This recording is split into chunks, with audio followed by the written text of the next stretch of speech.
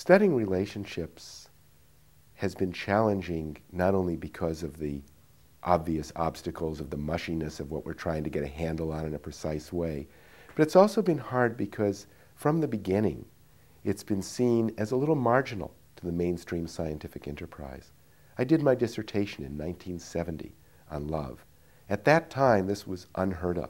Indeed, one of the most senior scientists in the world was an outside reviewer of my dissertation, very good scientist, and his comment was, "We shouldn't be studying this." Fortunately, I had other good scientists who let me get my PhD.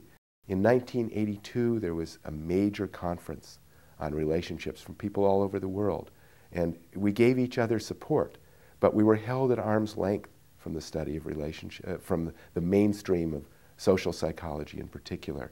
A few other things happened. There was a book that was published in 1980, around that same time. Harold Kelly was the first author, and because of his eminence and the eminence of many of the contributors, Ellen Burscheid and others, the field had a little bit of cachet, but it was still considered marginal because the mainstream of social psychology were doing laboratory experiments, and we couldn't do that for most of what we were interested in. Another thing that happened around the late 1980s is Harry Reese became editor of the major journal in our area, and suddenly there was an opening for high-quality research to be published in a place that had some respect. Slowly, as very creative new people came into the field, and those of us who've been in a while have come up with better methods, and as people have come to see that relationships are important, slowly it's been taken more seriously.